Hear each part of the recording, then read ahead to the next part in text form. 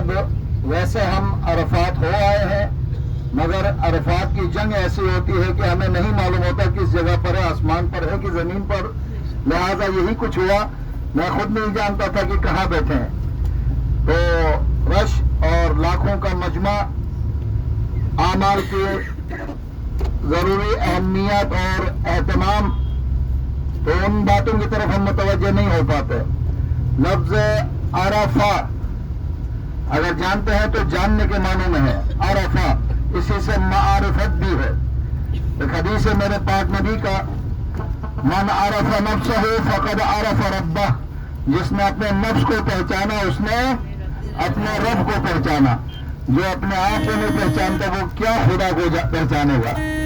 اس لیے کہ انسان خدا کا بہترین مخلوق ہے، جسے پیدا کر کے خدا نے فرمایا تھا فَتَبَارَكَ اللَّهُ أَحْسَنُ الْخَالِقِينَ۔ اس بہترین مخلوق کو انسان پہچانے مخلوقات کے ذریعے، کیونکہ انسان کی عقل کا تقاضا ہے کہ مخلوق کے ذریعے، مصنوع کے ذریعے صانع اور خالق کو پہچانے۔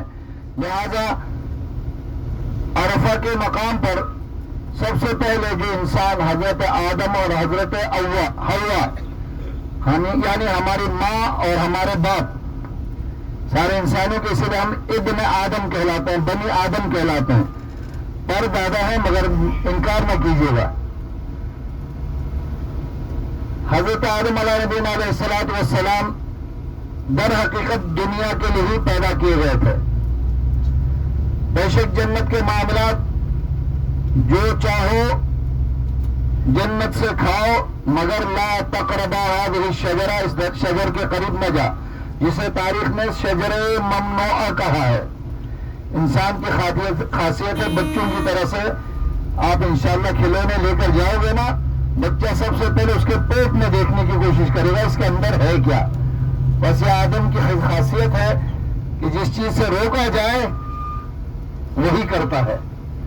اور میری مائیں بہنیں ناراض نہیں ہوں گی، اس کام کے لیے ماں بھی بہت کام آئی ہے، مشورہ دیا تھا اس لیے۔ اب مجھے آدم و حوا کی جنت کے واقعے میں تفصیلاً آپ کا وقت نہیں لینا ہے۔ حکم ہوا شجر ممنوعہ کے استعمال کرنے یا قریب جانے کے بعد جناب آدم کو بھی، جناب حوا کو بھی، اور ہمارے ازلی اور ابدی دشمن شیطان تینوں کو جنت سے نکال دیا گیا۔ جب نکال دیا گیا تو ایک طرف حضرت آدم و حوا پریشان تھے، نہیں معلوم کہاں کہاں اتارا، کہاں سے ملے۔ ٹیلی فون اور میسج کا طریقہ تو تھا نہیں اس زمانے میں کہ بھائی میسج کریں اور آواز چھوڑ دیں، جہاں بھی ہوں گے آ ہی جائیں گے، لوکیشن بھیج دیں تاکہ آدم کے پاس حوا آ جائے اور حوا کے پاس آدم۔ میں نے تاریخ میں پڑھا ہے حضرت آدم کو مصر میں اتارا تھا، حضرت حوا کو جدہ میں، عربی میں دادی کو جدہ کہتے ہیں، اور ہم بھی ادب کے زبان میں جدہ کہتے ہیں۔ جدہ کا مقام جہاں پر حضرت حوا کا مقام ابھی بھی ہے، ہمیں اجازت نہیں ہوتی ورنہ وہاں جا کے اس کی بھی زیارت کر لینی چاہیے۔ جو حضرات عام طور پر آزاد ویزا لے کر آتے ہیں وہ جا کر جدہ میں جناب حوا کے اس خاص مقام کی زیارت بھی کرتے ہیں۔ غرض نہیں معلوم نوری سال تھے، دنیا کے سال تھے، عرصے دراز تک ایک دوسرے کے بارے میں روتے رہے، فریاد کرتے رہے۔ حضرت آدم کے اس فریاد پر دو قسم کی وجوہات تھی، ایک آپس کی جدائی اور ایک رب کریم کی ناراضگی۔ اب میرے پاس اتنا وقت نہیں ہے کہ میں عرض کروں کتنی ناراضگی تھی۔ جنتی لباس، خلعت جنت اتار دیا گیا، بے لباس ہو گئے، جنت کے پتوں سے پردہ کرنے پر مجبور ہو گئے۔ گندم کھانے کی وجہ سے بول و براز ہونے لگا، جنت بول و براز کی جگہ تو نہیں ہے، دنیا میں ہی بھیجنا تھا۔ لہذا بہت طویل محنت کے بعد انشاءاللہ آپ جبل رحمت کی زیارت کرو گے، یہاں کی تاریخ کے مطابق روایتیں اور بہت ساری بھی ہیں۔ کوفے کی زیارت کرتے ہوئے وہاں بھی ہمارے علماء کرام یہی بتاتے ہیں کہ حضرت آدم کی توبہ یہاں قبول ہو گئی ہے۔ نہیں معلوم کہاں پہنچے ہیں اور کہاں کیسے انہوں نے دعا کی ہے۔ اس لیے جہاں جہاں انہوں نے دعا کی ہے، جہاں جہاں خدا نے ان کی بات سنی ہے، وہ حضرت آدم سے موسوم ہے، لیکن آپ مکہ اور مدینے کی زیارت کر رہے ہیں۔ مکے کی زیارت میں عرفہ کا مقام، حضرت آدم کا اپنی زوجہ سے ملاقات کرنا یا کما حق ہو معرفت الہی حاصل کرنا۔ دیکھیں نبی خدا ہے، ان کے بارے میں معرفت کا یہ عالم ہے کہ وہ اسٹیج بائی اسٹیج معرفت کے درجے کو طے کرتا ہے، تو میرا آپ کا کیا عالم ہوگا، ہمیں کہاں رہنا ہوگا، کیسے کوشش کرنی ہوگی، بہت بڑی بات ہے۔ لہذا اپنے رب کے مقام کو پہچانا معرفت اسی سے ہے، اور عرفہ کے مقام جبل رحمت پر اللہ نے ان کی دعا قبول فرمائی ہے۔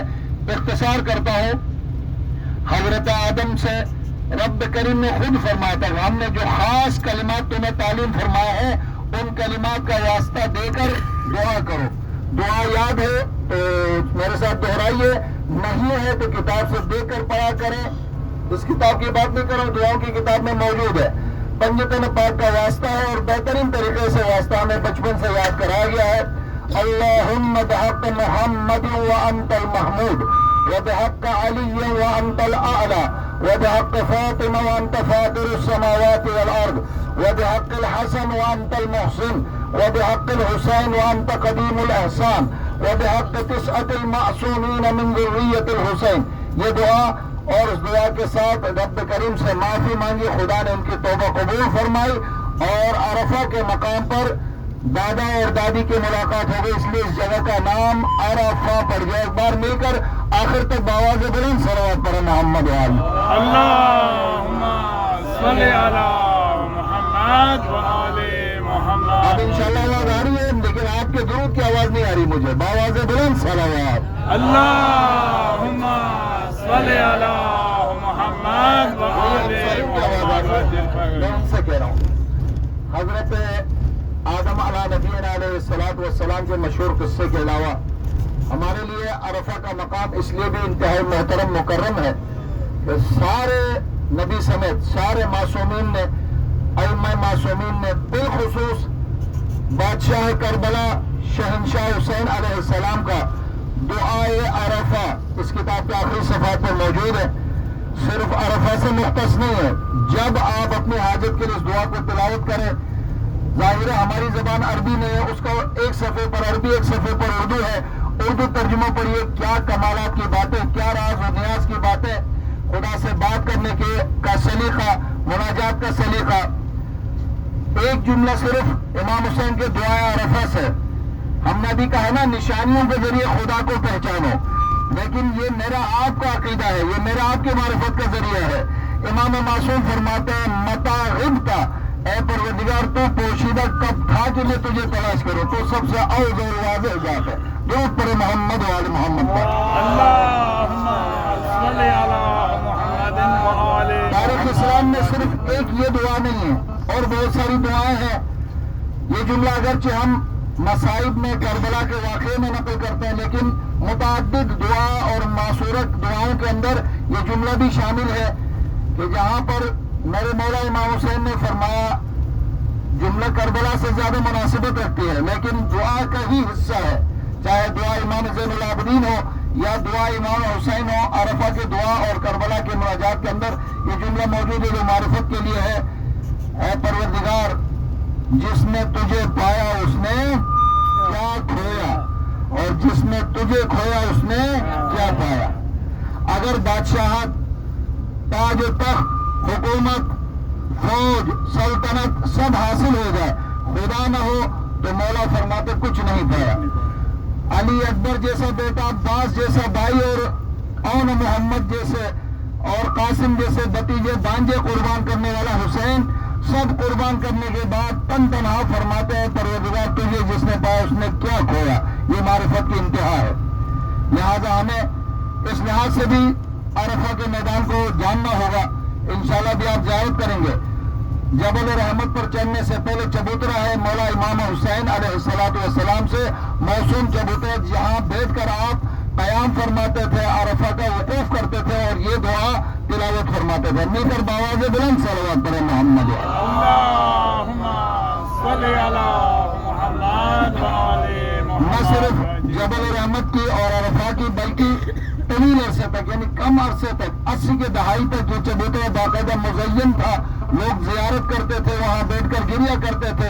ظاہر ہے دوسری نشانیاں ختم ہو گئی تو اس نشانی کو بھی ان ظالموں نے ختم کر دیا، وہ الگ بات ہے. لیکن ہم اس کی زیارت کریں گے وہیں سے جو حضرات، اب یہ غار شور کی طرح سے نہیں ہے، جبل رحمت پہ چڑھنے کی اجازت ہے، اتنا خطرناک راستہ نہیں ہے، مگر گزارش یہ ہوتی کہ آگے ہمیں زیارت کرنی ہے. بہت زیادہ گرمی ہونے سے پہلے ہم واپس اپنی جگہ پر جانا چاہتے ہیں ظہر تک، لہذا آپ کو زحمت کم ہو جائیں. 2 رکعت نماز اوپر ہے، 2 رکعت نماز. اس کے علاوہ بہت ساری باتیں لوگ کرتے ہیں، اس سے ہمارے مذہب سے کوئی تعلق نہیں ہے. 2 رکعت نماز حاجت ہے، ضرور پڑھیے، دعا مانگیے.